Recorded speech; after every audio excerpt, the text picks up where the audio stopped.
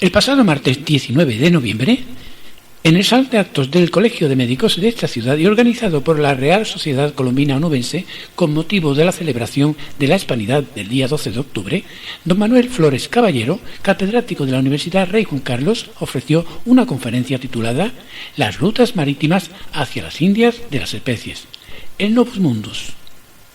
Les ofrecemos la primera parte de la conferencia. Bueno, hemos dado realmente este título de En busca de las rutas marítimas a las Indias de las especies, el Nuevo Mundo. Estuve en la duda si ponerle la rivalidad, porque en realidad se produce una rivalidad entre el Reino de Castilla y Portugal. Pero opté por poner mejor la búsqueda. Para poder entrar en esa rivalidad de la ruta, pues creo que es conveniente situarnos primero en lo que sucedía desde mediados del siglo XIV y lo que sucedía también en los siglos XV y XVI. En esa época ya los tratadistas están diciendo que entre 1280 y 1369 estábamos bajo, digamos, los efectos de un cambio climatológico que originó las grandes crisis del medievo con las hambrunas y las pandemias. También tenemos los grandes avances del Imperio Otomano que originaron el terror del Mediterráneo.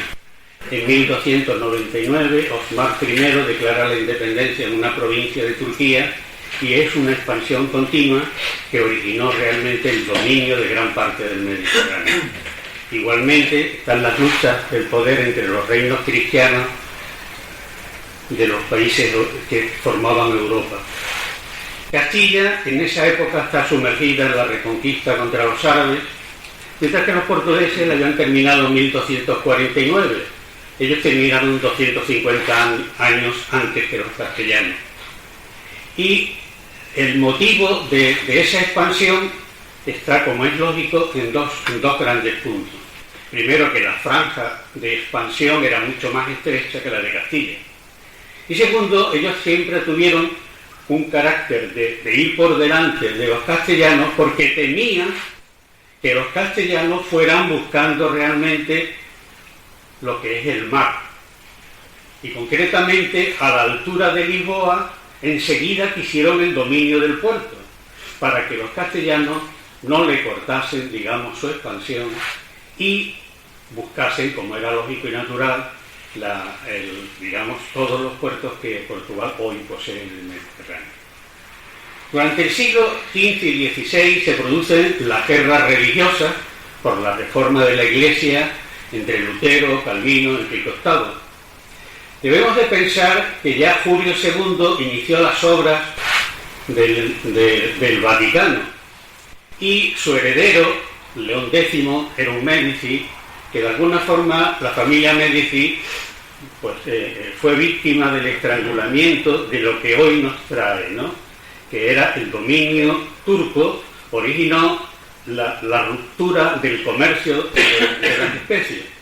Y entonces la propia casa, que eran los banqueros del Vaticano, tenían muy claro que había que ir a ser papa, ¿no? Y el primero fue León X.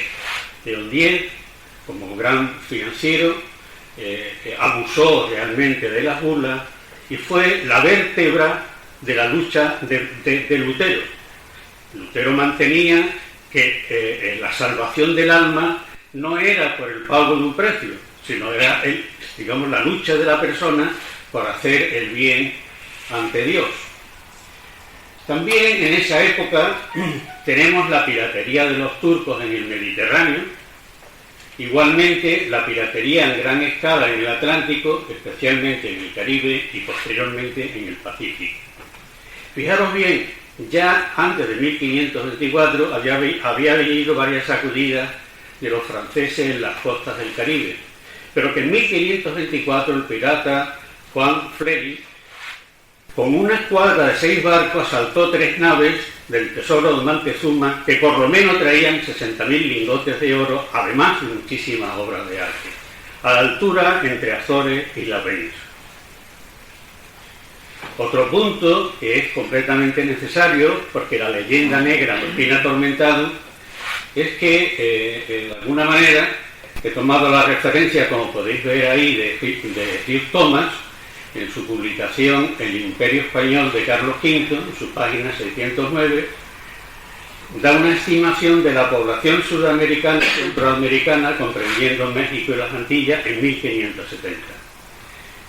La estimación está en 118.000 blancos, 230.000 negros y mulatos y 9.027.150 amerindios. Siglos más tarde, los ingleses no pueden decir lo mismo en los Estados Unidos. Abolieron la especie completamente, la exterminaron. Y los pocos indios que quedaron, que están todavía actualmente en reserva y no tienen ni el derecho a la ciudadanía. Por lo tanto, la leyenda negra cae por su propio peso. Si había 9 millones de habitantes, pudimos haber hecho barbaridades, pero no lo que dice la leyenda negra. Y démonos cuenta que, por ejemplo, la viruela se llevó más de 300 millones para la humanidad, el sarampión se estima en 200 millones, la gripe en 100 millones, el de la peste negra 75, la bubónica en 12 y el cólera en 3. Es decir, que cuando un virus, una bacteria se extiende, pues evidentemente, aquí somos todos exactamente iguales, ¿no? Y lo que de alguna forma se pudo contagiar en Norteamérica, perdón, tanto en Centroamérica como en Sudamérica, pues somos víctimas todos de esos contagios que ha tenido siempre la humanidad, ¿no?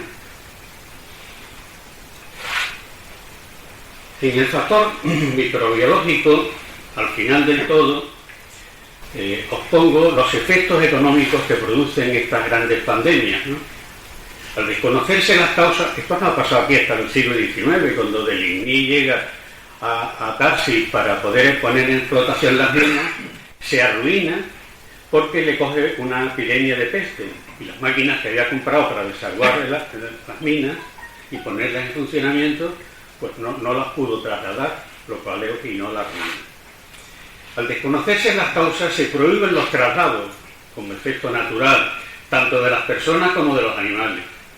Unido al elevado número de fallecimientos, se produce el abandono de campos, la pérdida de las cosechas y del ganado, lo que origina esas grandes hambrunas. Solo la epidemia de la peste, en 1349 a 1354, se estima que se perdió la mitad de la población europea. También tenemos que tener en cuenta que a finales del siglo XV, en el primer viaje de Colón, parte de la tripulación tuvo sífilis, al igual que la fiebre amarilla. E incluso se descubrió una enfermedad del navegante, que es el escorbuto, que después se supo que era la falta de vitamina C. Se le hinchaban las encías, se le caían los dientes, las muelas, alcanzaban unas altas fiebres y terminaban generalmente muriendo. Pues bien, entramos ya en lo que son, digamos, las especies. ¿Dónde se producían y qué especies quería Europa? En principio eran productos extremadamente baratos en lugar de origen, pero era tan costoso y tan penoso el traslado de estas especies que cuando llegaba a Europa tenía un encarecimiento salvaje. Como podéis ver en el recuadro de arriba, es en la India y en las Islas Molucas donde generalmente se ha producido estas especies. Las especies más codiciadas eran la jengibre y la pimienta, que se producían en la India, la canela, que se producía en Ceilán, el clavo, que era propio de las Molucas, especialmente en la isla Ambon, y el cardamono o la nuez moscada, que era en la isla Banda y en las islas Célebes. También era codiciado el ándalo, el ámbar, las mericles, la curcuma o incluso la planta del opio, ¿no? Que el cannabis se utilizaba para la medicina, ¿no? Las principales rutas comerciales desde la antigüedad eran la conocida como la ruta del jade, la ruta de la seda, y la ruta del desierto africano del interior de África desconocida. Con la caída del Imperio Romano, pues se desconoce las relaciones con la India, que los romanos habían llegado, incluso Alejandro Magno, y se desconoce también África. África, desde el momento que se pasaba al Cabo Bojador, como ahora veremos, pues era la muerte segura, ¿no? Garantizada, ¿no? Podéis ver en la línea verde,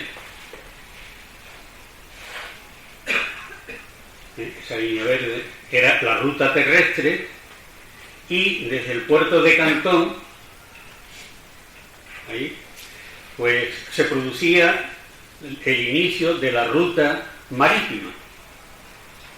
Para tener un poco constancia de lo que podría ser la penosidad de esta ruta, es de que los únicos animales válidos para poder atravesar esta ruta era el asno y el camello por su gran resistencia. Podían aguantar 30 o 40 días sin comer y sin beber. Y tanto la ruta marítima como la ruta terrestre se hacía por intervalos, de tal manera que se llegaba a un comercio, se vendían los productos y el comerciante siguiente iba al otro centro que continuaba en la ruta, y así sucesivamente. Para tener constancia de lo que suponía hacer la ruta completa, pues tenemos la referencia de la familia Marco Polo. En el primer viaje que realiza el tío y el padre de Marco Polo, con una carta del Papa al Gran Khan, como relata el propio Marco Polo, pues cuando salen, Marco Polo estaba a la barriga de la madre, y cuando regresan, Marco Polo tenía 16 años. Para tener un poco de idea de lo que suponía el esfuerzo de hacer la ruta. Cuando la realiza Marco Polo en una segunda expedición en 1271, como podéis ver ahí, regresan en 1295, son 24 años. De acuerdo que estuvo 9 o 10 años a las órdenes del Gran Khan, pero la dureza de la ruta era espantosa, ¿no? He puesto ahí que las cordilleras que se atravesaban tenían casi 9.000 metros de altura, como eran la Caretarum o la Kwanlun, que tenían 7.800 metros de altura. Generalmente se alcanzaban 30 y 40 grados bajo cero. Y cuando se topaban con las zonas de desierto, como podría ser el de Gobi, que tenía 2 millones de kilómetros cuadrados, pues ya sabéis que las temperaturas pues podían estar próximas a los 45 o 55 grados, ¿no? Es decir, la ruta era francamente espantosa. Por eso era el encarecimiento de los productos. Con respecto al África desconocida, como ahora veremos, cuando Enrique el Navegante o Alfonso V de Portugal y su hijo Enrique el Navegante conquistan Ceuta, ellos de los cautivos árabes recogen la información de dónde traían los esclavos negros el oro y las pieles, ¿no? Y era lo que hoy conocemos más o menos como el reino de Ghana, ¿no? Ellos se plantean cuando llegan a Ceuta si ellos podrían hacer la conquista y llegar al reino de Ghana por tierra o hacerlo por mar. Ellos consideran que es tan duro el desierto y digamos la defensa que hace el militar marroquí, que es una persona preparada para la guerra, pues sería entablar una guerra muy fuerte, teniendo en cuenta que Portugal por aquellas fechas tenía 1 millón de habitantes, y optan a hacerlo por la vía marítima. Y aquí tenemos el inicio de lo que va a ser, digamos, la conquista de los portugueses. El motivo de la búsqueda de las rutas marítimas no es otro que la expansión del Imperio Otomano. Démonos cuenta que el Imperio Otomano surge aquí con la independencia en 1299 de Osmar I, que crea una dinastía. Pero es que ya en 1326 la expansión es brutal. Y en 1359 ya han tomado el dominio del Bósforo y están ya en Europa. De tal manera que en 1354 han conquistado el gran centro distribuidor que era Constantinopla. Cortan el comercio de la gran ruta de las especies y se produce el hundimiento de la economía de la República Veneciana, de Florencia y de Génova. Y ese es el motivo por el que los médicos dicen que hay que ir, digamos, al papado, ¿no? Y evidentemente el comercio después va a empezar a florecer, especialmente en Ámsterdam, que de alguna forma se va a concentrar el comercio del futuro.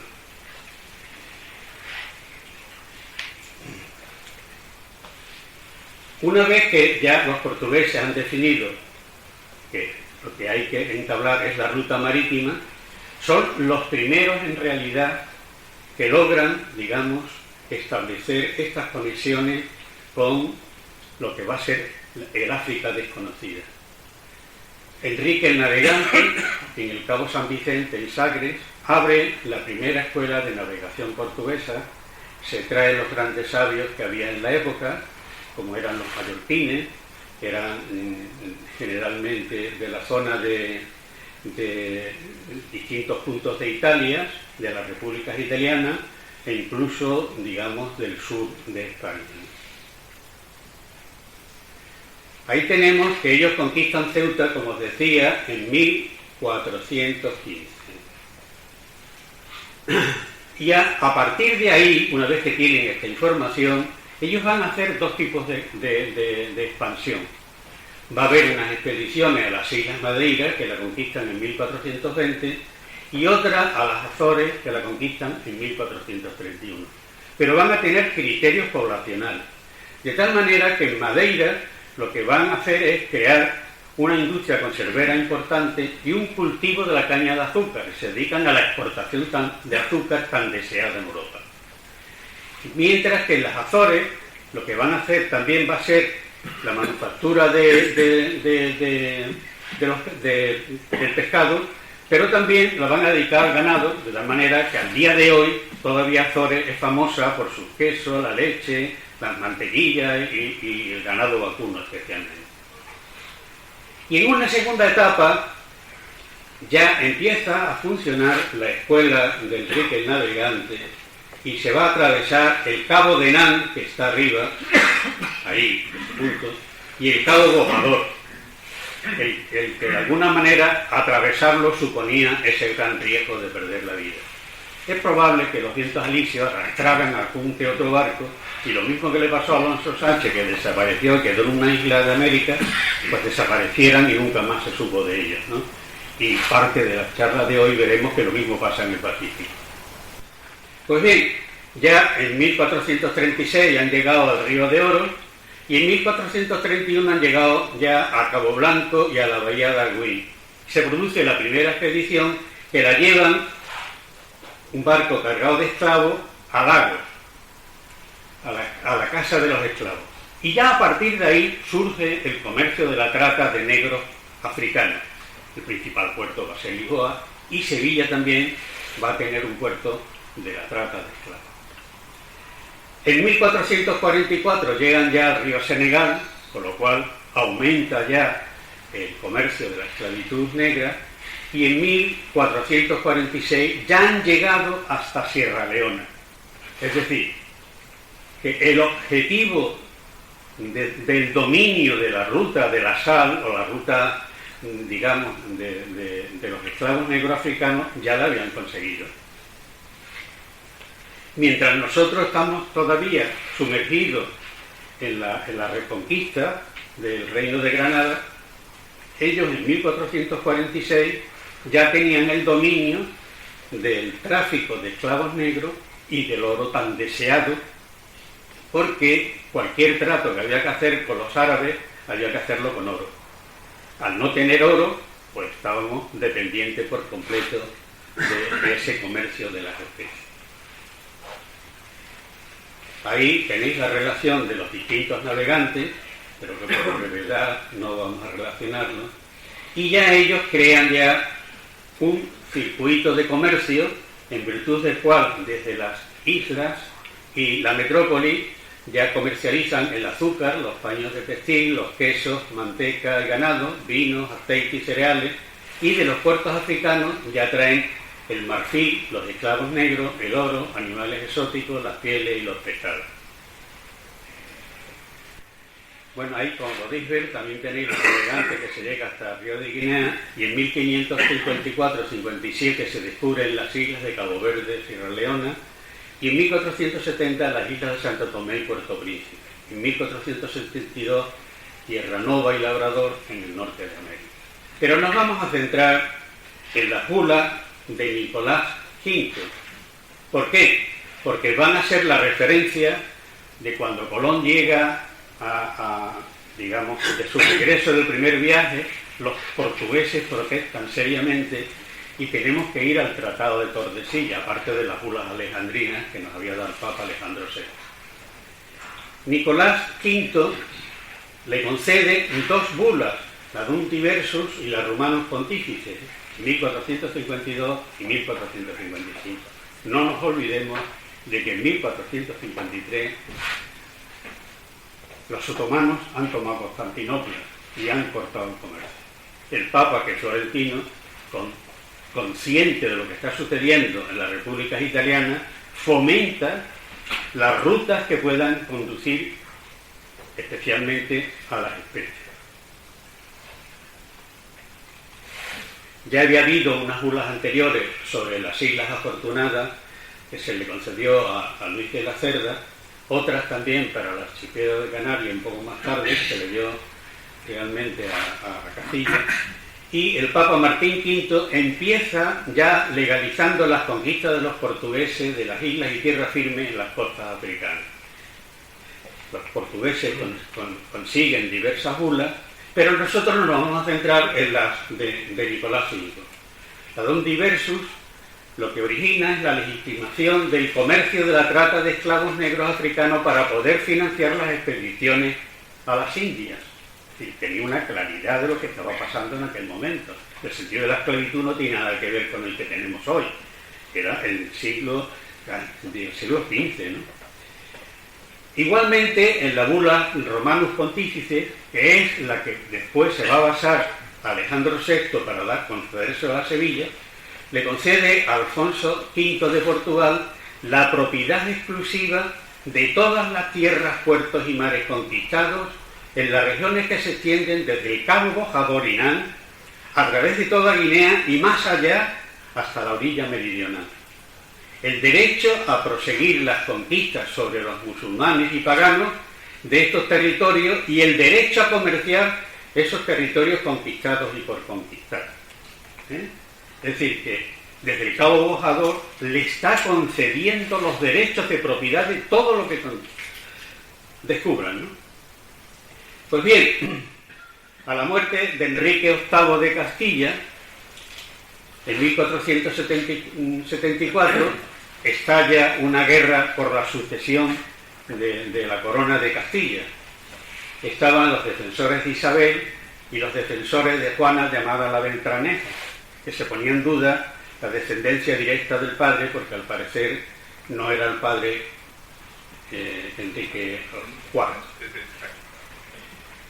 Pero a partir de la batalla de Toro, que se inclina, que pudo haber sido más a favor de los castellanos que de los portugueses, que no está eso muy claro, se acentúan los conflictos, como era lógico y natural, sobre las riquezas africanas de Guinea. Los marineros de la costa de Huelva, que hay muchos trabajos realizados sobre este tema, magníficos trabajos, lo mismo que los de Cádiz, pues claro, era un comercio que tenían perfectamente claro hasta el Cabo Bojador, era un tráfico permanente de ellos, ¿no? Y eso estaba originando unos conflictos enormes, aparte que habían descubierto el oro y habían descubierto el mercado de los negros, de los esclavos negros, ¿no?